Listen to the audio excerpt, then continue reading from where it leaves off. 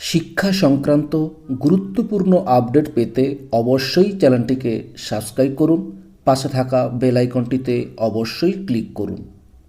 নমস্কার, আমি শুভেন্দু। আমার ছোট্ট চ্যানেলে আপনাকে স্বাগত। রাজ্য সরকারি কর্মচারী এবং সমস্ত কর্মচারীদের জন্য বকেয়া ডিএ নিয়ে অত্যন্ত গুরুত্বপূর্ণ একটি আপডেট।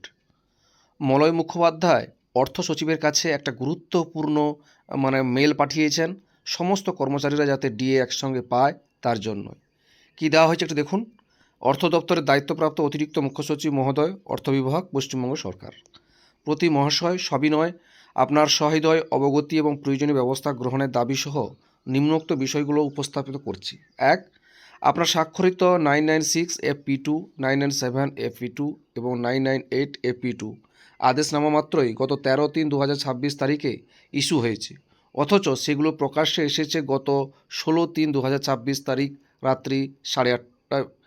এটি একটি নজিরবিহীন ঘটনা।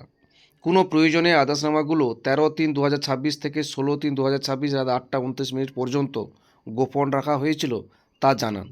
যদি নির্বাচনের কোড অফ কন্ডাক্ট জারির 40 মিনিট আগে অর্থাৎ 16/3/2026 মুখ্যমন্ত্রীকে নাটকীয় ও চমকপ্রদ ঘোষণা করার সুযোগ করে দিতে এই কাজ করা হয়ে থাকে তবে তা নিন্দনীয় এবং কোনো সরকারি দপ্তরের ক্ষেত্রে প্রত্যাশিত নয়।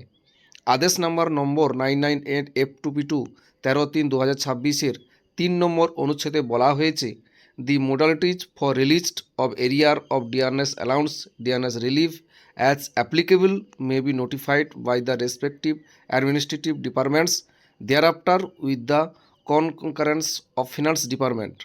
আমরা সংশ্লিষ্ট অ্যাডমিনিস্ট্রেটিভ ডিপার্টমেন্টগুলোতে গতকাল পর্যন্ত এ বিষয়ে কোনো তৎপরতা লক্ষ্য করিনি।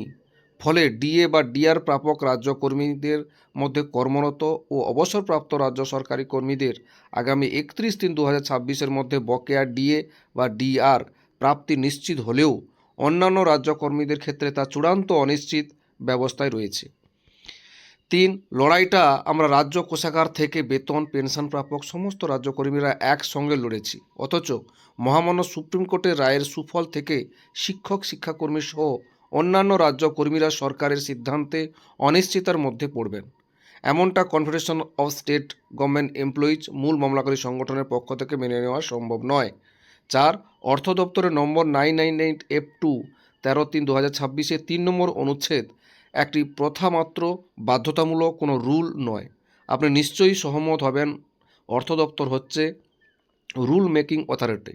তাই অর্থ দপ্তর প্রচলিত প্রথার বাইরে গিয়ে 31 মার্চের মধ্যে অন্যান্য রাজ্য কর্মীদের বকেয়া ডিএ এবং ডিআরের টাকা প্রভিডেন্ট ফান্ড বা পেনশন অ্যাকাউন্টে পৌঁছে দেওয়া প্রয়োজন। নিজেরা উদ্যোগ হয়ে সরাসরি HRMS পোর্টালের সাহায্যে ব্যবস্থা নিতেই পারেন। আমরা দাবি করছি অর্থ দপ্তর যুদ্ধকালীন তৎপরতার পদক্ষেপ নিয়ে যাতে আগামী 31 মার্চের মধ্যে শিক্ষক শিক্ষাকর্মী সহ অন্যান্য রাজ্য কর্মীরাও বকেয়া ডিএ বা ডিআর পেয়ে যান।